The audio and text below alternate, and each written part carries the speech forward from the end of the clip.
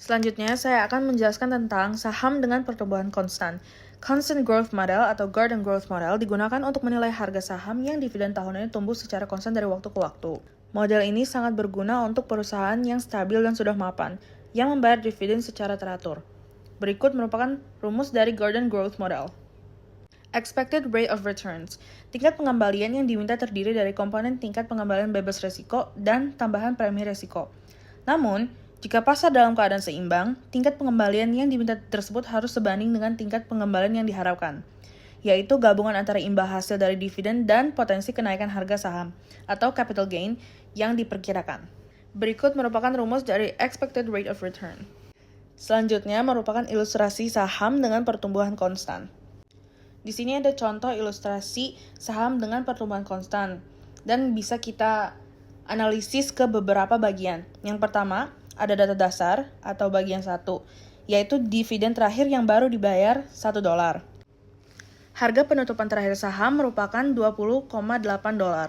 Saham dalam kondisi equilibrium. Juga, perkiraan pertumbuhan dividen dan laba tahunan adalah 4%, yaitu konstan. Selanjutnya, perkiraan pertumbuhan harga saham tahunan, yaitu 4% juga.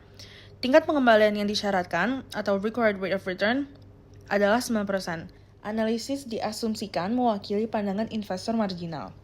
Selanjutnya ada rumus dan contoh yang merupakan bagian dari kedua dan ketiga. Dividen ke-1 dengan rumus D1 sama dengan D0 kali 1 plus G sama dengan $1 kali 1,04 sama dengan $1,04. Dividen seterusnya akan dihitung menggunakan rumus yang sama. Selanjutnya ada harga intrinsik. Dengan rumus P0 sama dengan D1 per R min G sama dengan $1,04 per 0,09 min 0,04 yang hasilnya $20,8. Harga saham tahun berikutnya dengan rumus P1 sama dengan P0 kali 1 plus G adalah $21,63 dan seterusnya. Lalu ada dividen yield tahun pertama dengan rumus D1 per P0 sama dengan $1,04 per $20,8 yang menghasilkan 5%. Selanjutnya ada capital gains yield tahun pertama dengan rumus P1 min P0 per P0 jadi $21,63 dikurangi $20,8 per $20,8 yang menghasilkan 4%. Selanjutnya ada total expected return yang rumusnya dividend yield plus capital gains yield yaitu sama dengan 5% plus 4% yang menghasilkan 9%. Terakhir ada present value atau PV dari dividen. PV D1 sama dengan $1,04 per 1,09 pangkat 1 yang menghasilkan $0,95. Selanjutnya ada PV D2 sama dengan $1,08 per 1,09 pangkat 2 yang menghasilkan $0,91. Dan seterusnya. Jika semua present value dividen dijumlahkan hingga tak hingga, misalnya 170 tahun, totalnya yang sama dengan $20,8 sesuai dengan nilai intrinsik dari rumus. Selanjutnya kita ke bagian 4, yaitu prediksi arus dividen dan harga saham. Terdapat perhitungan tahunan untuk 10 tahun ke depan, dividen harga saham, dividen yield, capital gains yield, dan total return. Total return dengan rumus dividen yield plus capital gains yield yang menghasilkan 9%. Jadi, tiap tahun itu konsisten. Karena total return sama dengan required return, saham dianggap wajar atau fairly priced dan dalam kondisi equilibrium. Selanjutnya ada kesimpulan investasi. Karena harga pasar sama dengan nilai intrinsik dan total return, sama dengan required return, rekomendasinya hold. Jika pertumbuhan meningkat menjadi 5%, nilai intrinsik sama dengan $26,25, rekomendasinya buy. Jika pertumbuhan menurun menjadi 3%, dengan nilai intrinsik sama dengan $17,17, maka rekomendasinya sell. Perubahan dalam required return juga akan memengaruhi nilai intrinsik dan keputusan investasi. Dividen versus pertumbuhan. Hubungan antara dividen laba dan pertumbuhan terbagi ke beberapa poin, yaitu dividen dibayarkan dari laba. Pertumbuhan dividen memerlukan pertumbuhan laba. Pertumbuhan laba jangka panjang terjadi karena perusahaan menahan laba dan menginvestasikannya kembali. Semakin tinggi rasio laba ditahan, semakin tinggi tingkat pertumbuhan. Lalu ada faktor-faktor tambahan yang mempengaruhi pertumbuhan. Poin pertama yaitu peningkatan ROE karena 1. Produk baru, 2. CEO baru yang lebih kompeten, 3. Strategi bisnis yang lebih baik. Poin kedua yaitu perusahaan baru biasanya mengalami fase awal. A. Laba rendah atau negatif. B. Lalu pertumbuhan pesat. C. Kemudian stabil pada tingkat pertumbuhan konstan saat dewasa. Model non-konstan diperlukan bila perusahaan tidak langsung membayar dividen atau memiliki pola pertumbuhan dividen yang tidak stabil. Model pertumbuhan tidak konstan atau non-constant growth model harus digunakan. Mana yang lebih baik, dividen saat ini atau pertumbuhan? Perusahaan dapat meningkatkan dividen saat ini dengan menaikkan payout ratio. Namun, kenaikan payout ratio menurunkan tingkat pertumbuhan dividen di masa depan. Trade-off, perusahaan hanya bisa memberikan dividen saat ini yang tinggi atau pertumbuhan dividen yang tinggi, tidak keduanya. Preferensi pemegang saham berbeda-beda. Ada 2 preferensi, yaitu yang pertama sebagian investor lebih menyukai dividen saat ini, yang kedua sebagian lainnya memilih pertumbuhan jangka panjang melalui retensi laba. Studi empiris tidak menunjukkan strategi tunggal yang paling optimal untuk memaksimalkan harga saham. Oleh karena itu, kebijakan dividen harus ditentukan oleh manajemen berdasarkan pertimbangan dan penilaian, bukan rumus matematis. Logika keputusan. 1. Jika perusahaan memiliki peluang investasi yang sangat baik, sebaiknya menahan laba dan membayar dividen yang lebih rendah. Kedua, jika peluang investasi perusahaan lemah, maka sebaiknya membayar dividen lebih tinggi. Ada faktor eksternal seperti pajak dan preferensi investor membuat keputusan ini lebih kompleks. Untuk saat ini, diasumsikan perusahaan telah menetapkan kebijakan payout, dan kebijakan tersebut digunakan untuk menentukan besar dividen yang dibayarkan. Kondisi yang diperlukan untuk model pertumbuhan konstan. Yang pertama, ada RS lebih dari G.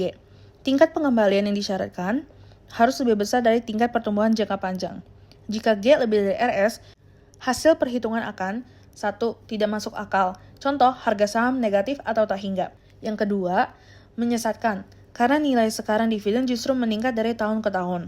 Ketiga, menyebabkan harga saham yang dihitung menjadi tidak terbatas atau negatif, yang tidak mungkin terjadi secara real. Kondisi kedua, yaitu tingkat pertumbuhan harus konstan. Yang pertama, model tidak cocok digunakan jika perusahaan diperkirakan mengalami pertumbuhan tidak konstan. Umumnya tidak berlaku untuk perusahaan baru atau startup.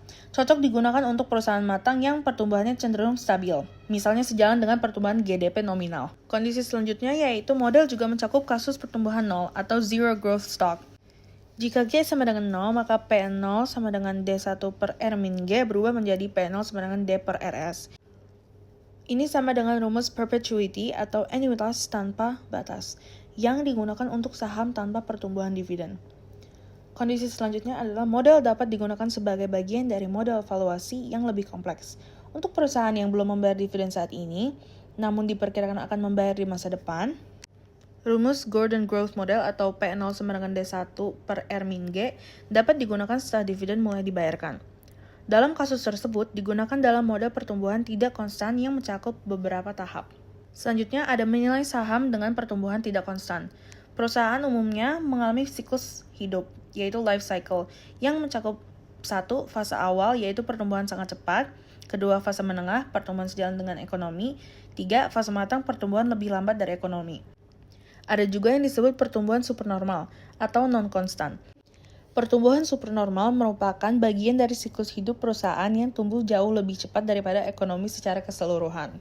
Solusi untuk saham supernormal growth. 1. Asumsikan dividen tumbuh cepat selama N tahun, maka disebut sebagai horizon atau terminal date. 2. Setelah tahun ke N, dividen tumbuh secara konstan, maka digunakan P0 sama dengan D1 per R min G untuk menghitung nilai horizon atau continuing value. 3. Hitung PV dividen selama N tahun, dan PV dari horizon value. 4. Jumlahkan kedua present value. Maka itulah nilai intrinsik saham hari ini, atau P0. Selanjutnya ada tahapan valuasi saham non-constant growth. Poin pertama yaitu asumsi awal. Dividen akan tumbuh dengan tingkat pertumbuhan tidak konstan, yang biasanya tinggi selama N periode. Setelah periode tersebut, dividen akan tumbuh dengan tingkat pertumbuhan konstan sebesar G. Poin kedua yaitu N disebut sebagai horizon date atau terminal date, juga disebut sebagai titik waktu di mana perusahaan dimulai tumbuh dengan laju konstan. Poin ketiga, hitung nilai saham pada horizon date menggunakan P0 sama dengan D1 per R min G. Lalu, kita akan mendapatkan rumus untuk horizon value, yaitu PN sama dengan DN plus 1 per RS min G. Poin keempat, jumlahkan Hitunglah present value setiap dividen selama periode pertumbuhan tidak konstan dan jumlahkan. Lalu, temukan harga saham yang diharapkan pada akhir periode pertumbuhan tidak konstan. Pada titik ini, saham tersebut telah menjadi saham dengan pertumbuhan konstan, sehingga dapat dinilai dengan model pertumbuhan konstan. Diskon harga ini kembali ke harga sekarang. Tambahkan kedua komponen untuk menemukan nilai intrinsik saham, yaitu P0. Di sebelah ada beberapa rumus P0. Yang pertama yaitu horizon value yang sama dengan present value dari dividen-dividen selama constant growth period.